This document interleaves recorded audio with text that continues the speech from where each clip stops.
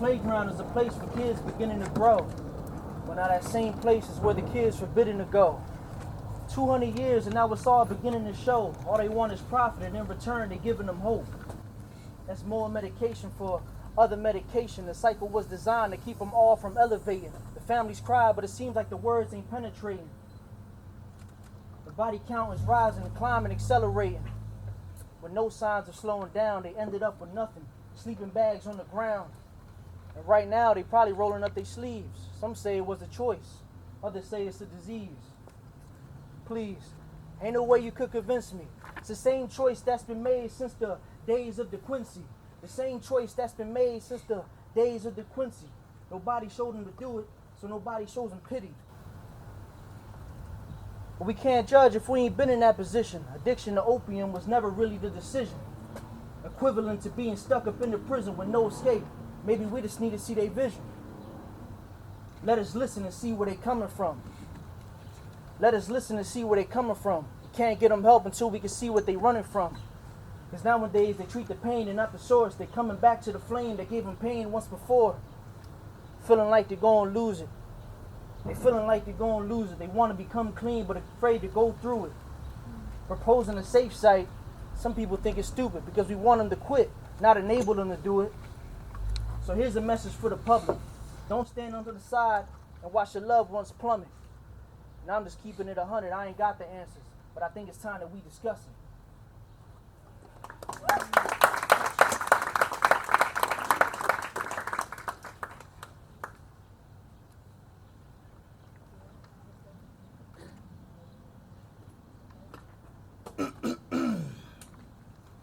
Dear idle audience, in my day I was famed or infamous for my now 200-year-old account of opium addiction. Oh, what regrets these centuries have taught me to endure without the simple peace to rest. I appear from time to time, witness what perils drugs illuminate, what confusions, what heartlessness unleashed from opium eaters and those loved ones whom they imperil. The action happens on a rustic, although still colorful set of swings, an accompanying jungle gym, as well as an attached slide at the center of this small, worn public park where teenagers escape during school hours from the nearby high school to smoke what they call street, or even worse, wet. And where addicts who frequent the neighborhood go to shoot up heroin, usually in the evenings as the sun withdraws or in these hours just before dawn. Drug users appear in dim light center stage and stage right in a silent show, acting out the smoking and shooting up. On one of the 5 swings that adjoin the jungle gym swings John Gavan, our veteran teacher of English literature, now in his early 60s. You shall note, but not pay undue attention to his faint Irish accent. Of this primitive origin, he admits. Nonetheless, he is generally swinging and reading student essays. In this practice, he is unrelenting. Occasionally, he comments in the direction of the void beyond the proscenium, where sit faithfully perch all of you, our noble audience. Interrupting De Quincey, a woman in her late 30s crosses the stage and halts when she reaches De Quincey. Her name is Shakia Winthrop. She is looking for her son, Kahlil. I'm looking for my son out here. He didn't come home last night. He's 17 years old, and this isn't like him at all. I haven't seen anyone. What's his name? If I see him, I'll say that you were looking for him and very concerned. Kahlil. His name's Kahlil. You dress kind of different. Where are you from? I'm just visiting. Are you on drugs? Haven't touched that stuff in over 200 years. 200 years? This neighborhood's crazy. So, where are you from? I'm from London, England. Ain't that something? England? If you do see Kahlil, tell him I'm worried sick. But I had to go to work, up all night searching the streets for him. You be careful out here. From England. Right. Kahlil. A garbage truck and rubbish collectors can be heard in the distance, and two collectors walk across stage from left to right, rhythmically singing trash bags into the proscenium as if that space were their truck. They talk as they work. Who's the old head? That's the teacher from the school down the block. Was he loco? No, that's Gavan. They call him Doc, or sometimes OG, or when they're mad at him, just Gavin, or damn Gavin. My kid Teresa had him. She hated the homework. Damn, that Gavin is too much. And there's a test tomorrow. Now where's Teresa? Got a job in Allentown. She's working up there. Loves nursing. Studying to be a nurse. Working in a hospital though. Why is he sitting on that swing? Stupid looking. He takes the early subway from downtown and sits there because the building ain't opening yet. He's getting ready for school. The Quincey, who has been standing at the margin during the opening dialogue, walks across the stage, climbs the jungle gym with verb, and takes his place above the frozen form of the slightly swinging John Gavan. If I read 7 more of these by 7:30, I can hand them back today. These kids are so thoughtful. Mercedes, you're right. Thomas de Quincey was one sad animal. Yes, to the point of desperation. But remember, there's always hope. De Quincey may seem like a tiresome, racist, didactic, pedantic, and self-absorbed ingrate, at times to the point of deathly boredom. However, Holding himself very quiet next to Gavin, poised at the top of the jungle gym, De Quincey appeared suddenly in a soft spotlight when Gavin mentions his name. for Christ's sake, what are you doing here? Tiresome, didactic, pedantic, and self-absorbed? Really, John? Well, you do go on a bit.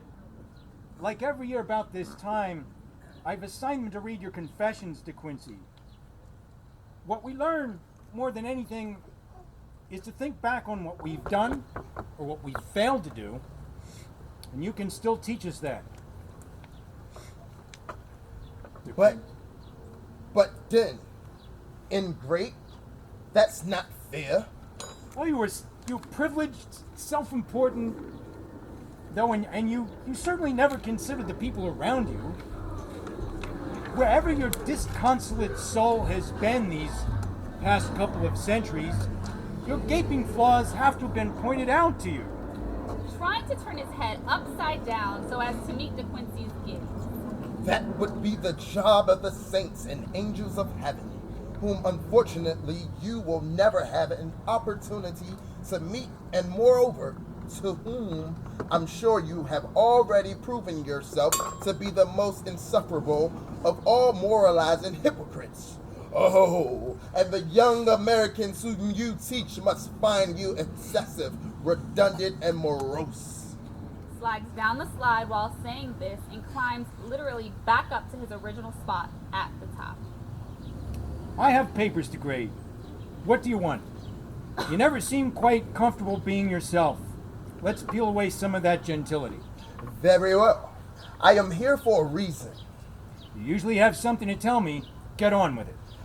I've been following the lives of those whom you call the lost ones, whose spirits go languishing in the torrents of what the New York Times refers to as the opioid crisis. Ah, the lost ones. Both pause, stare stage right in the direction of addicts who have entered the scene. The lost ones. He gazes right, where addicts appear at the very margin. They are cooking a fix of heroin and sharing the needle. They appear agitated until after spiking, at which point they go limp and incoherent. One of them, flailing arms with noodle hanging, rises, recites, standing on the jungle gym platform. I have taken a keen interest in proposals that this city and particularly this neighborhood needs centers that will provide free, safe places for heroin injection. Are they dangerous, John? Well, what do you think? They're lost. They are lost. They are lost. They are lost. Are they poets? Well, most of them have the ability to be poets, but they've given up. They're slowly committing suicide. Trish Murphy, a former student of Gavan, with hair closely cropped and an elaborate tattoo on her neck of a veritable bouquet of bright green shamrocks, appears from behind the jungle gym and climbs with agility over into it to join DeQuincy. Trish Murphy, meet Thomas DeQuincy. You have a lot in common. Trish died 3 years ago, but like you, they continue to hang around. Well, I visit him. It is enormous fun, don't you think? Yeah, he gets so freaked out. Trish, tell Mr. DeQuincy how you died. I don't want to. Up to you.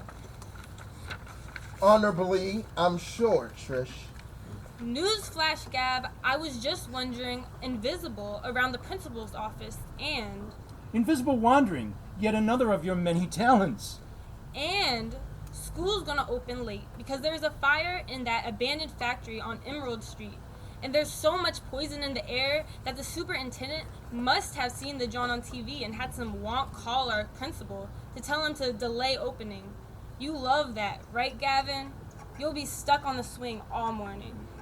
If you're not going to tell DeQuincy how you died, I won't know whether to ignore everything you say or to entertain you with a race to see who can swing higher. Trish joins him on the next swing, and they both swing, laughing. Then, suddenly and simultaneously, they halt swinging. You're still so much fun, Gab. I drive you crazy. Interrupting you like this, old head? You have to admit, though, I always did read you like a book. Yes, and I've always wished that you had read books like you read me, like a book. Hold it! You're Thomas D. Quincey from the Confessions of an English Opium Eater, right? None other. So you actually did read the DeQuincy assignments? Why did you never reveal that to me? Quoting from Confessions of an English Opium Eater with Yerber.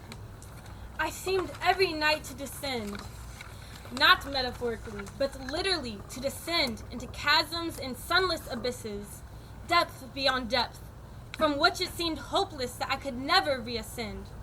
How could I forget that? That's the hell that addicts live in. I never heard a better description. So why didn't you compose your thoughts in an essay of your own? I did. I just never turned it in. But why? You were always so extraordinarily bright. Come on, Gab. I didn't want to act smart in school. I already got enough unwanted harassment for being out. And yeah, it was too much fun watching you stress it. And Trish, where's your final assignment on Thomas D. Quincey's Confessions? I didn't seem to have it here with everyone else's submissions. Funny. Why don't you tell Thomas DeQuincy how you died? Slides down the side and climbs back up to where DeQuincy is sitting, ignoring the questions about their death. D-Bone, so what brings you to Franklinville?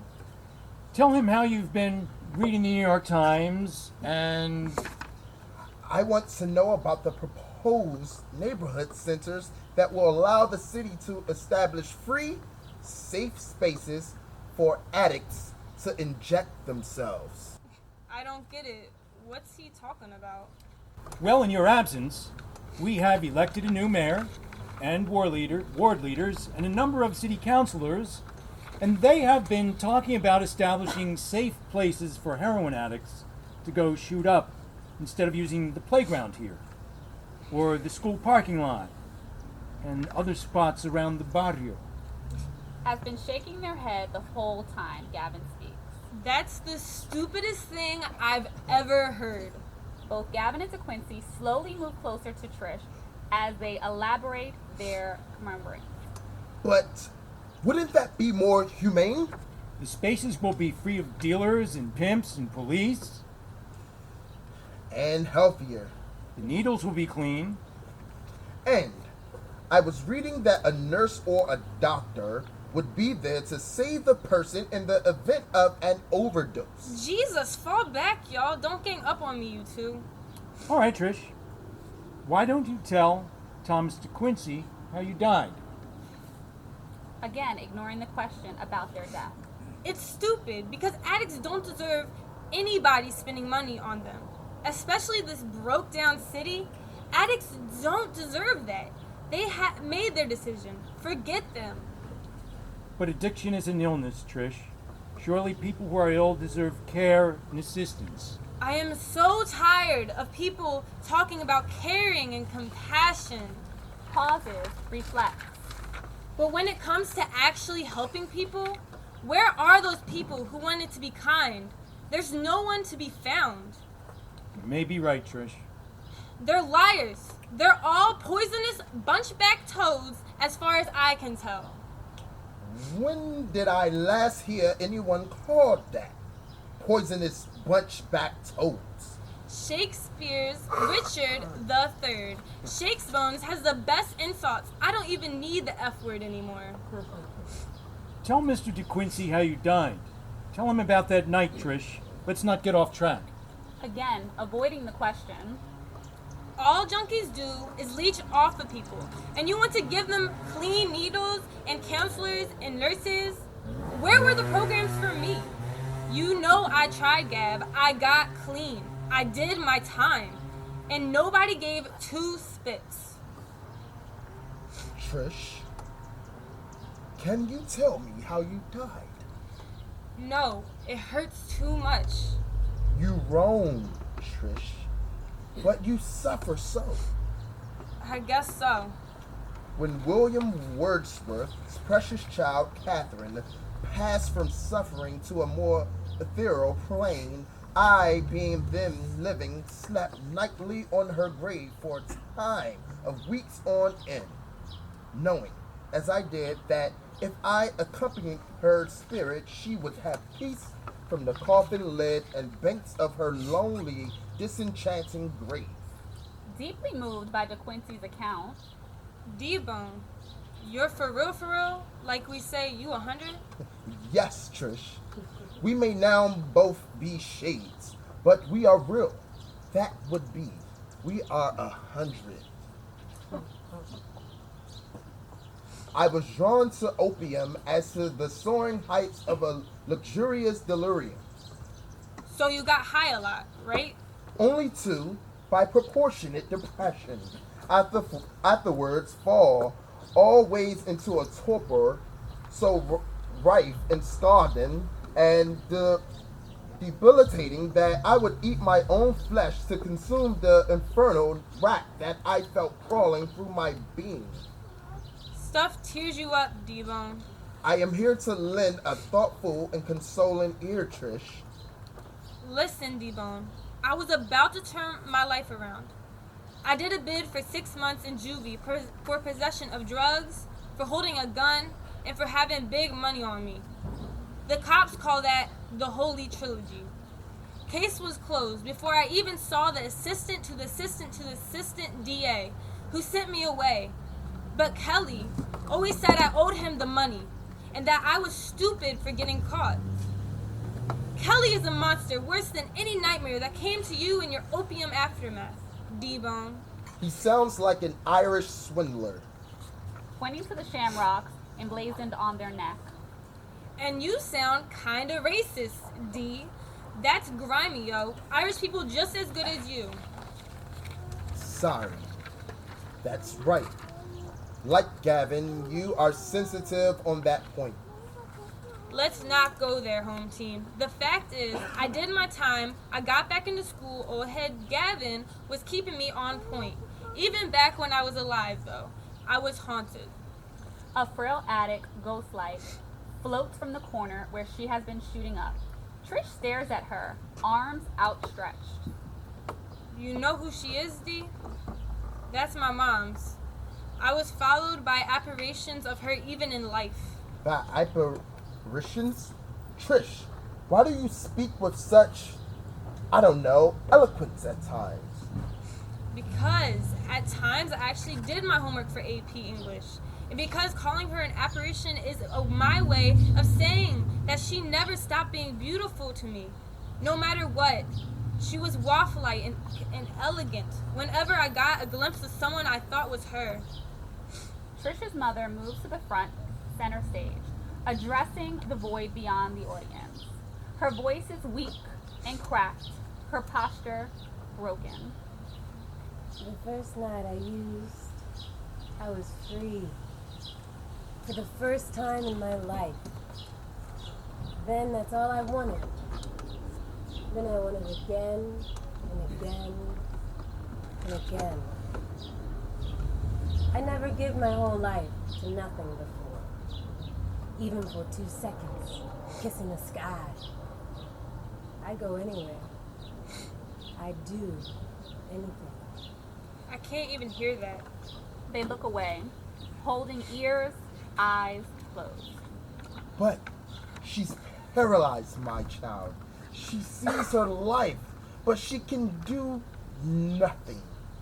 Like we who are dead, she feels unable to surmount action upon the events around her. Opium is her god, her motivator. That is a gross, Albert dexterous lie, D-Bone. Tell him how you died, Trish. Tell him about that night. Trish's mother, the slender, helpless addict, exits quietly, diffidently. Listen, a junkie abandoned me. She disappeared from my life. Why should anybody show her love or what y'all call empathy? But tell him, Trish. You must tell him. She walked the streets at night and shot junk in her veins. I always wondered if she even thought of me, remembered me, was even coherent enough to remember me and Deirdre's names. Now, the idiots in charge want to create a program. Hey, are they gonna give me free smack too? Let's talk about that night, the night you died, Trish. I was clean, D. That night has nothing to do with anything. A nun wearing a long brown mendicant robe, tied in the middle with a long white cord in the style of St. Francis of Assisi, approaches the jungle gym from stage left. She takes a seat on the swing next to Gavan. When she speaks, she has a distinctive Dominican Spanish accent. Who the hell is this? Sister Regina, and she worked at the drop-in center under the L train stop where it all happens at night. The drug deals, the getting high, the hookups. She was a medical missionary nun in her homeland of the Dominican Republic. Then created a center for women drug users right here in Franklinville and hosted junkies seeking asylum from pushers and assistance getting clean. And I'm not going to ask her how she died. She probably wouldn't want to talk about it. He stares at Trish with determination and compassion. I love pestering you, Gavan.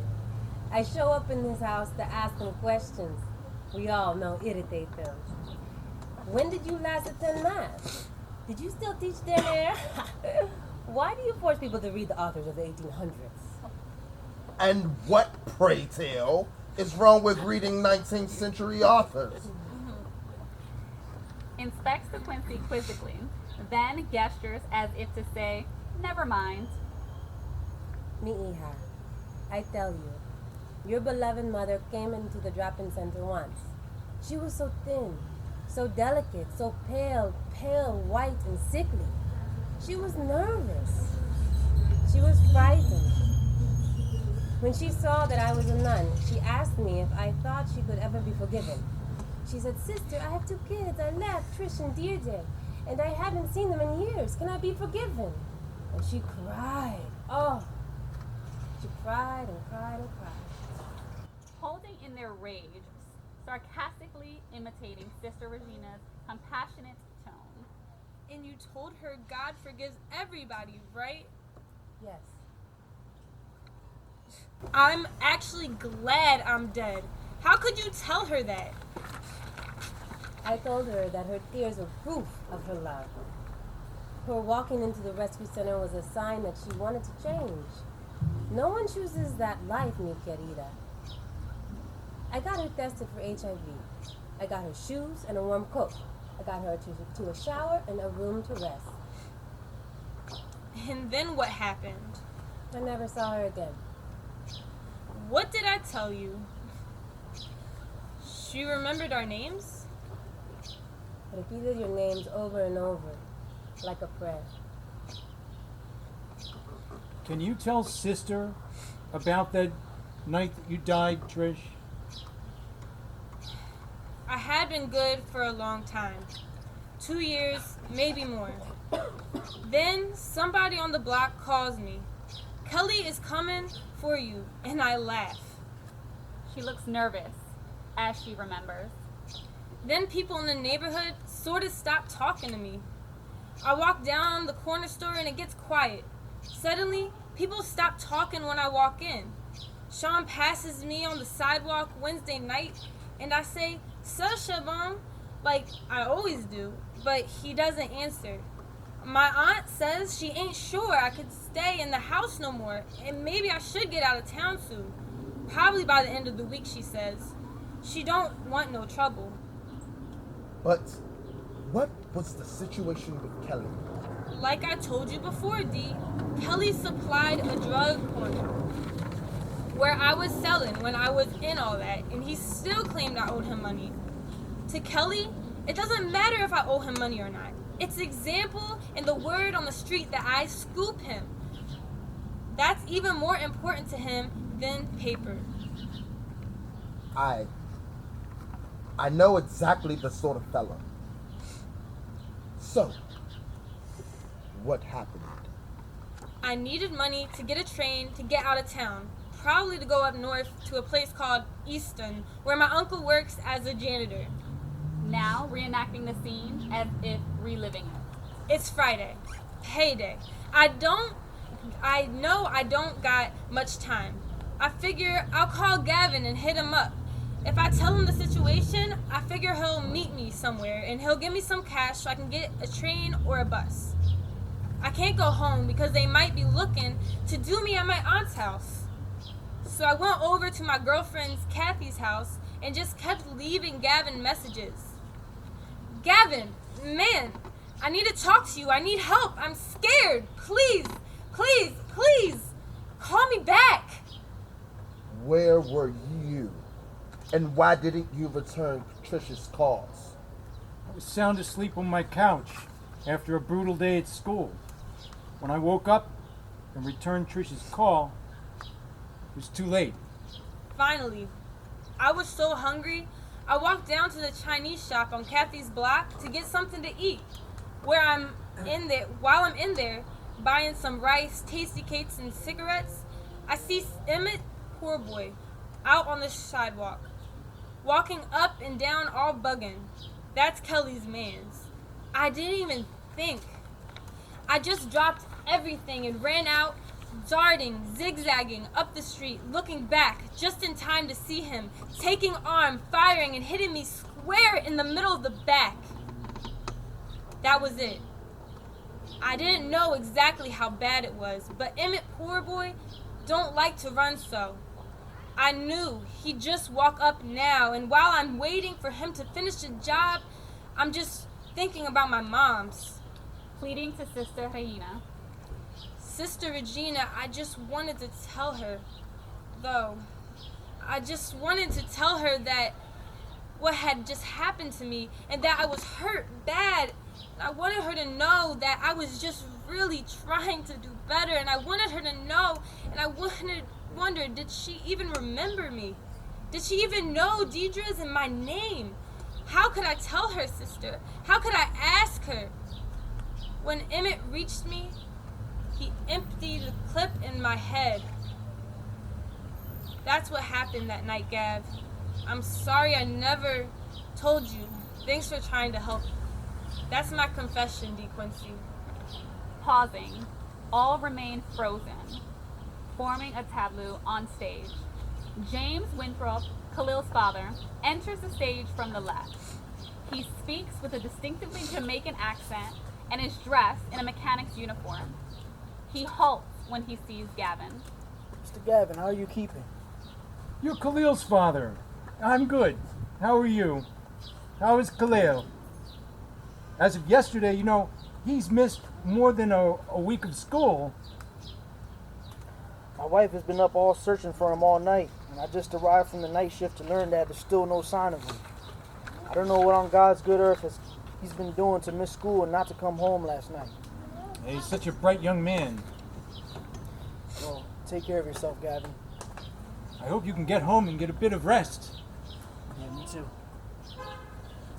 After James Winthrop's exit and a pause, the image of an overwhelmed Kahlil enters the stage from behind the jungle gym in the same way that Trish first entered. Kahlil climbs to the top and takes a seat at the front next to Thomas DeQuincy. Kahlil, what happened to you?